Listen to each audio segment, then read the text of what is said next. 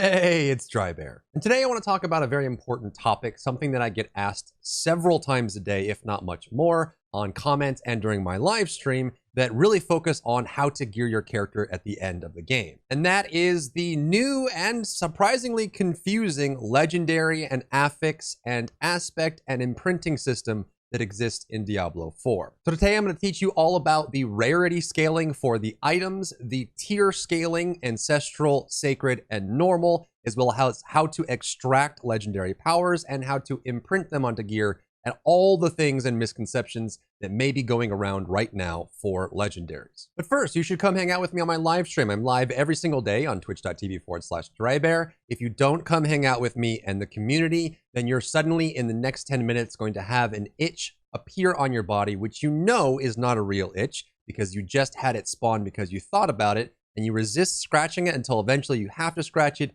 Then you have to live with the guilt of having scratched a fake itch. All right, let's start the video with some nomenclature, some naming and concepts, because I see this confused all the time. And if you're someone who has these words or categories or concepts confused, don't feel bad. It seems like everyone who hasn't been playing the game prior to launch has this all mixed up. So I'm going to clear all that up first so we're all on the same page. Then we'll move into some of the more advanced mechanics and strategies for maximizing your gear. Starting with the most basic of concepts, and that is the quality of a gear piece. This exists in almost any RPG or MMO in some form, is very well known and something that you should understand naturally if you've played other games that are similar. But the quality of a gear piece is kind of its rarity. It is the color that shows up on the item, and this actually works exactly how you think it does. There are just other names and other qualifiers that change the progress or value of the item itself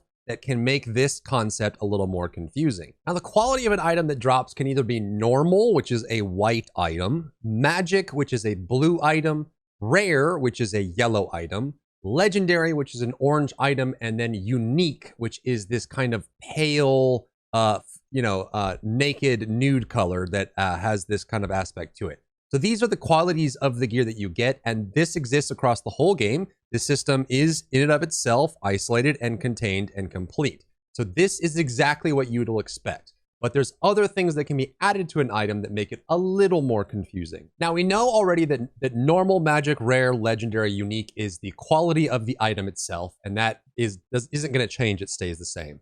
However, there are tiers that exist in the game, and this is where things get a little confusing for some people, especially when they're talking about it normally and using the words. So there are 3 tiers in the game. World Tier 1 and 2 will drop normal tier loot. World Tier 3 will drop sacred loot, which is Tier 3 loot. And the Tier 4, World Tier 4, will drop ancestral loot. All of these are, you can think of the tier of the item as just a scaler that makes the item stronger. It doesn't change what the item is. It doesn't have any modifiers of what the item looks like. It doesn't change the quality in any way. It just scales the value and strength of that item so that if you're in Tier 3 for sacred gear, a sacred version of the same exact magic item is going to be better and overall have better stats than the version that is a normal tier and is going to be less powerful than the version that's going to be ancestral. And the final part that's different about Diablo 4 versus other ARPGs and versus previous Diablo games is the fact that you can have a special power or an aspect applied to an item. This is another system that exists in tandem with the previous 2, the quality of the item and the tier of the item, and the aspect or power that you apply to it can be changed and moved around as well. So if you look at my gear right now, you'll see that all of the items listed on screen are legendary because they have that glow on them. And when you hover on them, they have that legendary aspect. It tells you that they are legendary, but around the borders will show their tier. So you see how my amulet isn't glowing at all? That means that it is a normal tier. It is an item that only exists, it dropped in Tier 1 or Tier 2 and only has a normal tier. If you look at the items like my boots here, the boots themselves are, the boots in the offhand are sacred, which means they're Tier 3. They have the yellow glow around them. And then when you hover on them, it will say sacred on the tooltip as well. And then the items that are glowing blue are ancestral. Those are tier 4 items. They are all legendary items. They are all specific items, but they have a tier associated with them that scales them up. Now, what makes it even more confusing for people is the fact that what makes something legendary is simply whether or not it has an aspect associated with it. That is basically it. So if you go to a tooltip and you hover over it, right? So if you look at this, like an item over here, and you hover over it, you see it says Doom Cusses of Might. The fact that it's Doom Cusses, that means that it is that is a specific item in the game. You can find normal, magic, rare, and legendary versions of this item, the Doom Cusses, or whatever, however you say that. That is the item itself. And then the of might means that it has a legendary aspect attached to it, which elevates it from rare up to legendary to give it that aspect. So what's cool about that system, separating the fact that any item can be legendary, any rare item can really be legendary if you give it a legendary power. Legendary just associates with the power that's on it, right? So if we look at this, basic skills grant damage reduction. That's what makes it of might. That's what makes it legendary. Otherwise, this would be a rare item. And what's interesting about this system is items that are rare can have the same stats as items that are legendary. The stats themselves are actually identical. They pull from the same pool. The only difference is whether or not they have a legendary power attached to them, an aspect that has been attached to the item itself that makes it legendary, which is cool, which means you can start hunting for excellent, well-rolled rares that are very good for your character, very strong, and then you can just plant the legendary powers on them. So you'll notice that in my stash, right, I have like a whole bunch of uniques and things like this. I have a legendary tab with all of my aspects here that I use for making builds, but I also have a yellows tab that has very well-rolled yellows, good base stats, high item power, and a good combo of stats that I need, where maybe only 1 or 2 of the stats needs to be re-rolled or enchanted at the occultist. Then you can take those and imprint all of these aspects on them to make them legendary and equip them, but they have the good base stats. So when we go to that system, you have your quality of gear, which is normal, magic, rare. Then if any of those items have a legendary power associated with them, they become legendary. That's why it's a legendary power. The quality level above legendary is unique. Unique items are essentially legendaries that cannot be altered. They have a specific name. It's not the runic mail. It's not the adventurer's gloves. It's not the primal sabatons. It's not the serpentine wand, which are all just items that exist. It is actually the deathless visage. It is a unique item with its own name and its own power. And the difference between unique and legendary is whether or not the power can be implanted or imprinted onto an item, or whether or not the actual power can be extracted. Legendary powers can be pulled off of items and put on new items using the occultist. Unique powers are similar to legendary powers, except they're stuck on that item. They cannot come off. You cannot put them on a different item. You have to get this exact item to do it. They're usually very strong. Sometimes legendary powers are stronger than uniques, but the uniques are named items that cannot be altered in any way. You have to get them as is, which gives you kind of more of that old school traditional rare drop chance that you would get from some of the more hardcore items in the game. So what does this all mean? It means that your best gear while leveling and while you're not worrying about having a full build is going to be yellows. Yellows are just as strong as legendaries. They have the same stat pool. They can be just as good. The only difference is, for example, this bloody root that has stats on it could be exactly the same as a legendary bloody root if it had a legendary power, but the stats would be exactly the same. So yellows are actually very good in this game. And another reason why I think it's confusing is some people think that higher rarity equals better, and so I have to get all legendary gear to have good stats.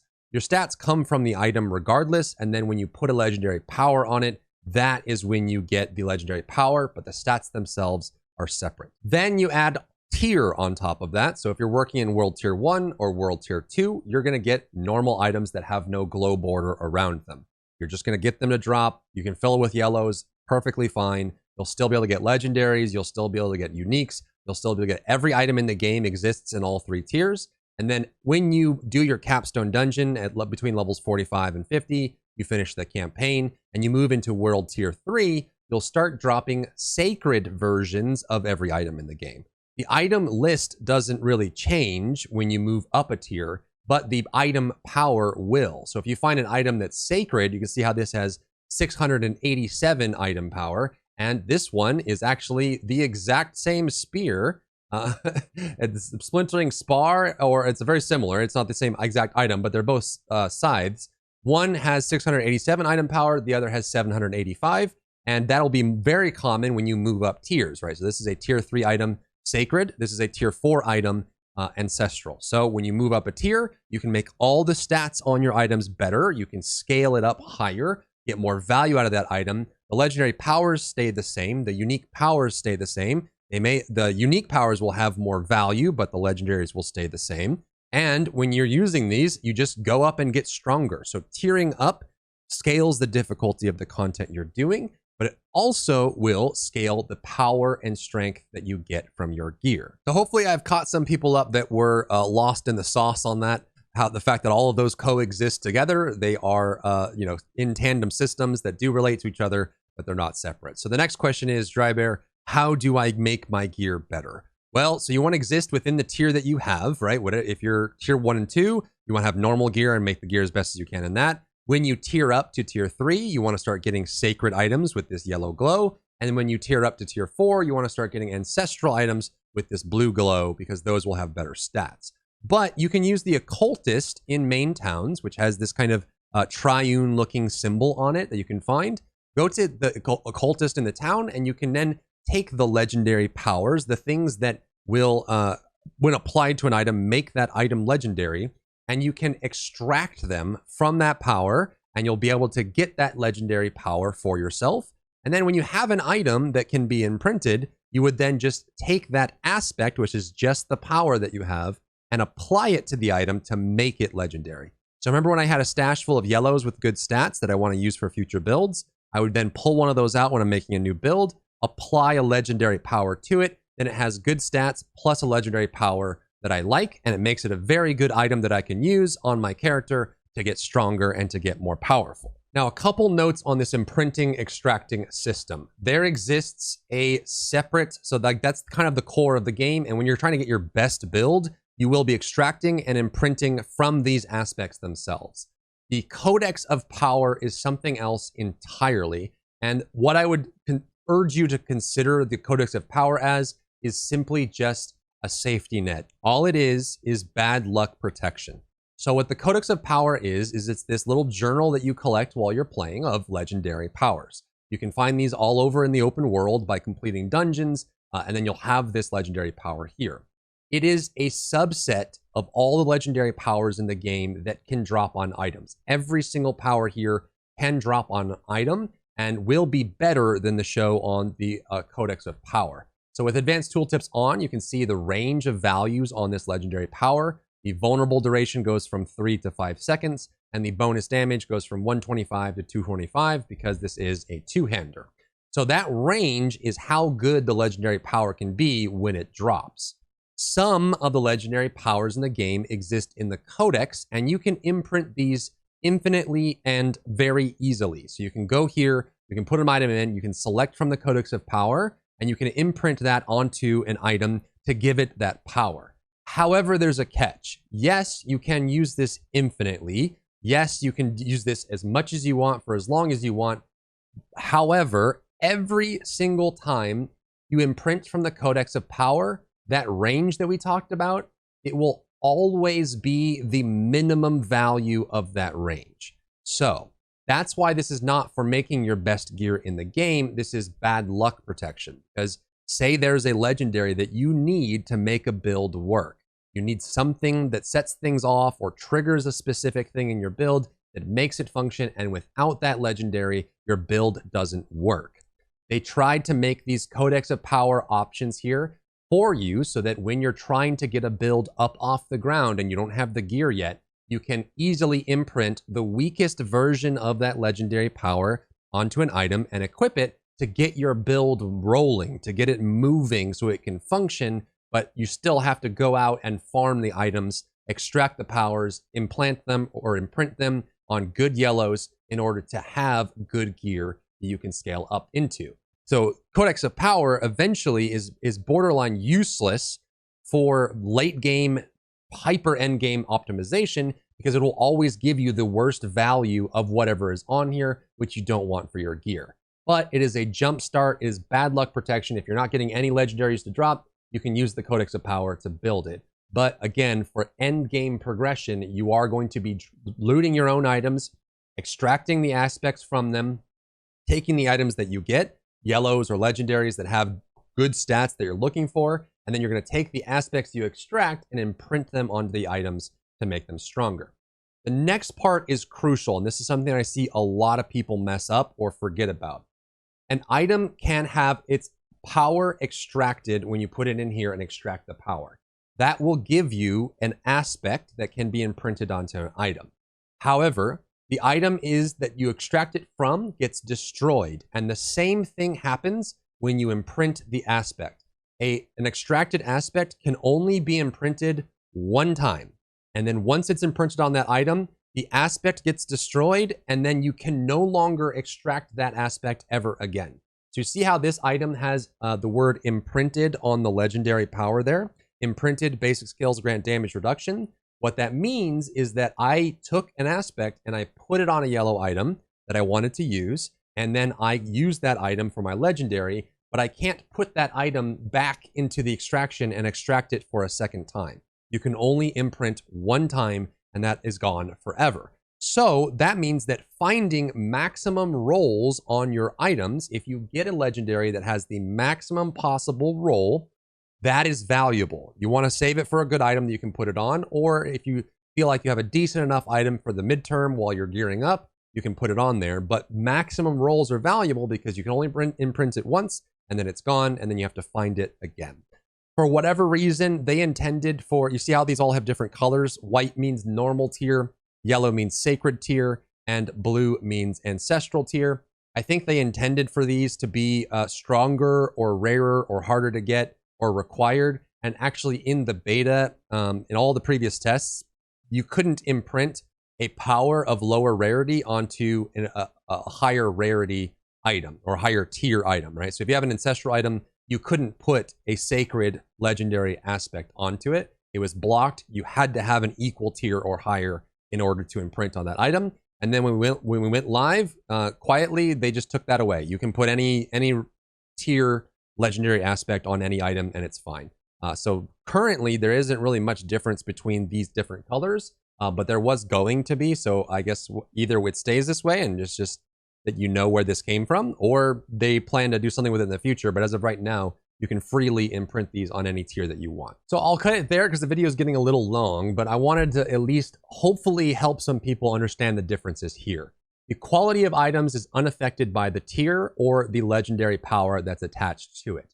The quality itself, normal, magic, rare, is your base stats, and those will scale into more value. An item becomes legendary only if it has a legendary aspect or legendary power attached to it, which gives it a suffix or a prefix on the item, but the item itself doesn't change. You can have big stick, you could have big stick of the big man, you could have big man's big stick, right? It's still going to have, it's still going to be the same item, it just has a power associated with it. And then uniques are mutually exclusive, unique items that cannot be extracted or imprinted. They exist as they are, and you have to find them in the wild, and you cannot alter them in any way, which make them a little bit more interesting and a little bit more difficult to obtain and more coveted because of that reason. Then on top of that, depending on what difficulty level you're playing on, you'll have a tier scaler on your item that makes them stronger. A sacred item of the same type is better than a normal item. An ancestral item of the same type is better than a sacred item. It's still the same item. It still has the same name. It can still have the same qualities. It can still have the same legendary powers. It just scales it based on the difficulty of the game that you're playing. And that is the legendary / imprinting aspect system in Diablo 4. Hopefully I've made this clear. If you found value in this video, leave a like down below. Leave a comment. It helps me out with the algorithm. and come hang out with me on my live stream. If you have any more questions, I'd be happy to answer them there. If you enjoyed yourself today, leave a like down below. You can support me and my work on Patreon and view Patreon exclusive content, link in the description. Thank you so much for tuning in, and I'll see you in the next one.